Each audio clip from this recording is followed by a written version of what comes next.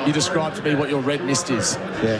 And it descends within 2 seconds of being revved up, so it doesn't take long. You're such a mild-mannered, nice guy, then bang. I keep it under control for the vast majority of my life, but every now and then it just springs to the surface. Any examples you'd like to share? Oh, mate, I think everyone knows what that example is. We don't have to go there. Were you like that for the Australian team as well? Did you have the same attitude of when you played for Australia as you did in New South Wales and club cricket? Yeah, but I mean, in that environment, I didn't have to be because there was that many alpha males in that team that I just sat back and let them do all the heavy lifting and just chipped away at short leg quietly. But I had probably one little tussle with Gambier at Delhi when we were playing there in 2008 when I was bowling to him. No one could get him out. He got 200. He was playing like... He couldn't get him out. He was just too good. But on his home deck, we had a little bit of a run-in, but the beauty was Watto ended up getting suspended for it. What did Watto do? Remind me. He got involved and then bumped him and got done for that. Oh, I remember that. Yeah. And you were just chirping away. Yeah. So you started it. I started and Watto ended up getting a strike for it. Did you apologise to Watto? Nah.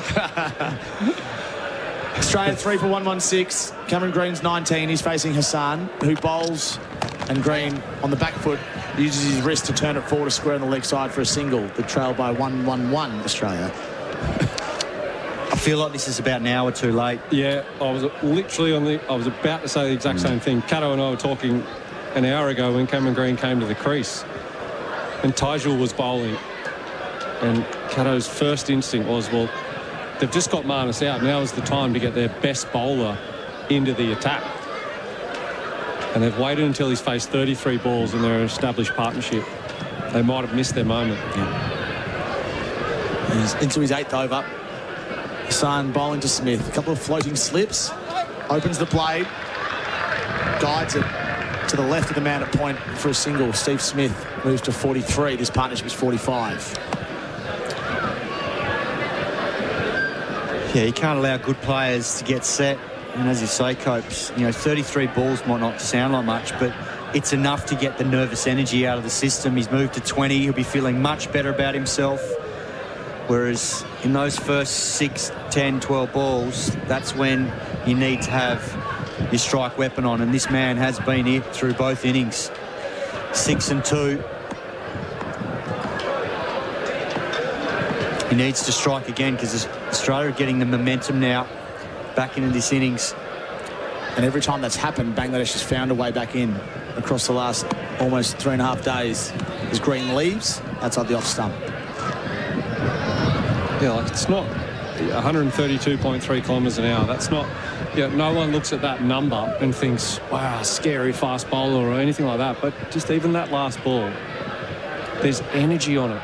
It's late. Every batter that's making decisions when they face Mahmood, they're making late decisions. They're all those things that, when we watch on and we're looking for things on who's the most dangerous or who's the key bowler, it's that type of stuff. Hard to quantify an exact science on it. But he's just got something about him every time he's at the crease with the ball in his hand. Hassan bowls to Green, he leaves it alone. You were speaking about it yesterday, Copes, weren't you? You were talking about the notion of what a heavy ball is, or what rushing the batter actually is, and whatever that intangible happens to be, he has it. Yeah, and like I'm sure you've got a view on this as well, but Ryan Harris is one of those ones that I always think about where he wasn't hot, he wasn't a tall guy, he wasn't the fastest bowler, he didn't have a perfect seam all the time, but his wrist and it was such a beautiful wrist that he snapped down behind the ball, and when he was in rhythm, that other stuff doesn't matter because it was like a snake coming up at you, and you had to face it so a lot. Josh Hazlewood has that at his peak as well. Hassan bowls to Green. Green defends on the back foot. Yeah, it's the pace off the surface that does you as a batter. Pat Cummins has got it. That's why he traps guys on the crease, because you see that length, you're a little bit hesitant to get forward to it because you're worried about it, going at a ball that's not quite there to drive. You get pinned on the crease, and then before you know it, the ball's on you. And that's what Mahmood's been able to do. He's not quite at that same level as a Cummins because he's about 10k slower. But on this surface, Copes has rightly said, he has rushed the batters off the surface, and that's why I felt it needed to be an hour ago when the ball was harder. It's a little bit softer now. Can he extract a mistake here from Green? Sun bowls to Green. Plays it late into the turf. Square of the wicket on the offside. 2 runs from the over. 3 for 118 Australia. All these replays thanks to Chemist Warehouse. Saving your prescriptions at Chemist Warehouse. As Australia's global logistics people, Northline delivers industry-leading, fully integrated freight management solutions, connecting Australian businesses to their customers and the world. By road, rail, air and sea, Northline transports for every industry, from mining and renewables to retail to pharmaceuticals and more. Let Northline connect your business to the world. Unlock reliable freight management, warehouse solutions, Australian support and a dedicated account manager. Northline, Australia's global logistics people. Learn more at northline.com.au. Mahedi bowls and Smith plays it to mid-wicket for no run. Let's talk about Steve Smith. He's got this look in his eye, doesn't he? So he's had it for the last 15 years, to be fair. Yeah.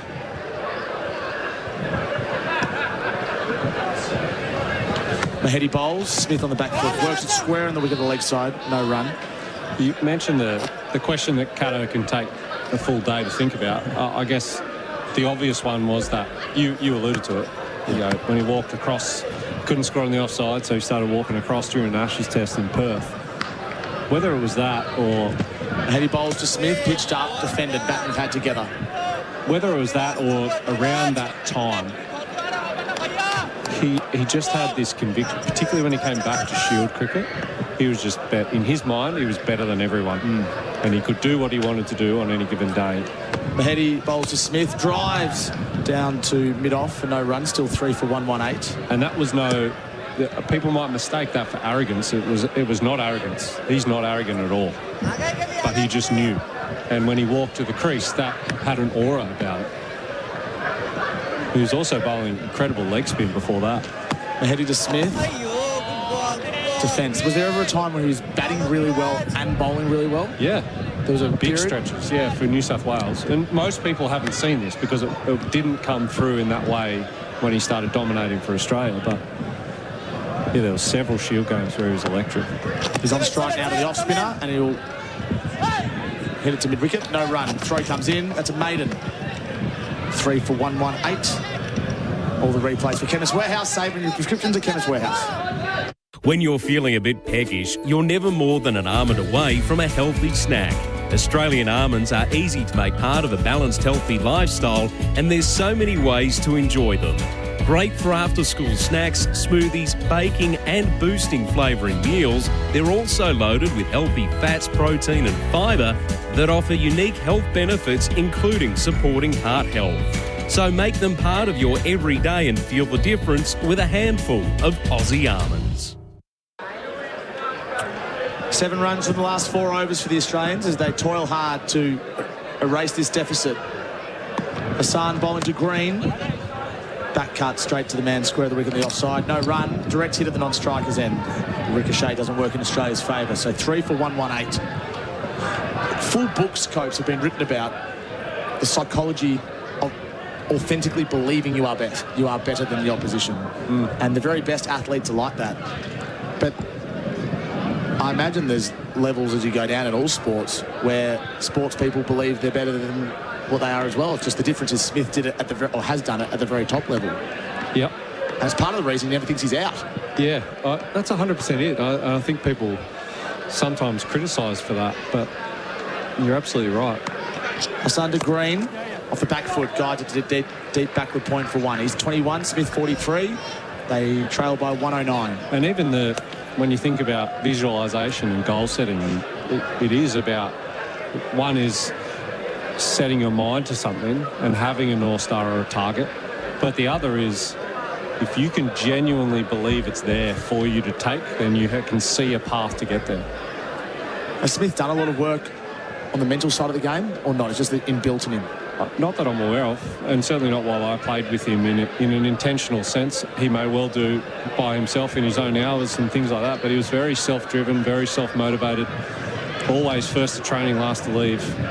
Hassan bowls to Smith, short, back cut to deep point for 1. He moves to 44.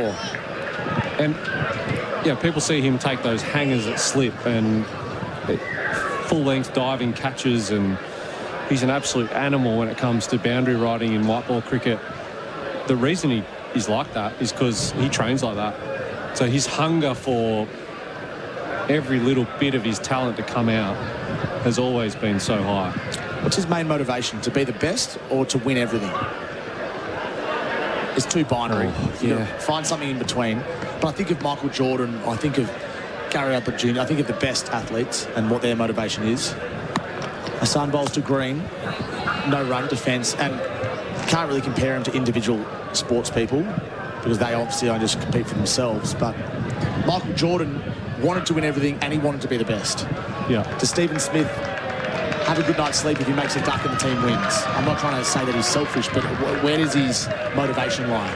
I think he definitely does have a good sleep after he gets a duck. But I think the way I would probably put it is his hunger for the challenge and the problem-solving elements within a game of cricket, and the fact that it's different every single day is what drives him, not necessarily personal accolades. Hassan to Green, driven on the onside. They're going to sneak through for a 1 to mid-on. And then that's part of the reason I think he's so motivated to try and play in the 2028 Olympics. He needs a target to get to. I'm going to play T20 cricket for Australia in the Olympics in a country that I live in for several months of the year. Yeah, and I would say that things like India away, England away in the Ashes, I think there's just unfinished business there that is still an allure for him. But he's certainly not, he's not playing Test cricket so that he can be the highest run scorer of all time. No, that's the genesis for my question. Yeah, he's very much internally focused for the greater good of the team. Hassan to Smith, guides it to Gully on the bounce. No run. So he's 44, Green's 22. Australia 3 for 1-2-1, trailing by 107. SEN Test Cricket for good week, game-changing batteries, and for Makita XGT, powerful, reliable and tough. Johnny Donehue is up next. To the doers, why do what you do? The doer who shows up when worn down, who stretches out when stretched thin, who breathes deep and does it all over again. Whatever your do is, and why ever you do it, by protecting what matters most, at AIA, we'll help you do it for life. AIA, health insurance, life insurance, financial advice. To learn more, search AIA Australia. SEN Test Cricket for good week, game-changing batteries and Makita XGT. Powerful, reliable, tough. John Donehue replacing Tom Morris alongside Trent Copeland for AIA. What a test match it's been, Copes. Yeah.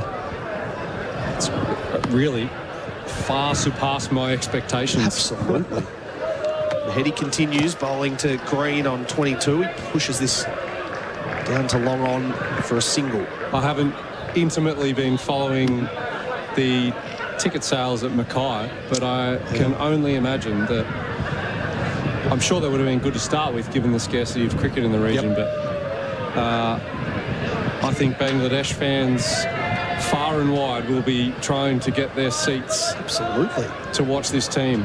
With what we've seen, I'm going to be watching so much more Bangladesh cricket. I'm already a cricket nut and do so, but Mahedi in now to Smith. He loops it back. He's out. Steve Smith's gone. A return catch, and Mahedi strikes on the stroke of tea. Of the day's ending, I should say. Mahedi with a big wicket. Goodness me, JD. Steve Smith has looked in control from ball one in this innings. Mahedi Hassan, right arm off spin to Steve Smith. I don't have the stats in front of me, but so often he has done it in his sleep against off spin, let alone in these conditions where he had Bangladesh exactly where he wanted them. Wow, what a huge moment in the game. Steve Smith gone for 44. Wow. 4 for 122. And that fulcrum of this Australian team, the man who they needed to go big if they were any chance to win this match, he's gone. 4 for 122, and that just brings Bangladesh right back into this. Full ball early on it, scooped it back. And Mahedi takes a nice return catch. Wow, as we welcome in Bharat Sundaresan. My goodness.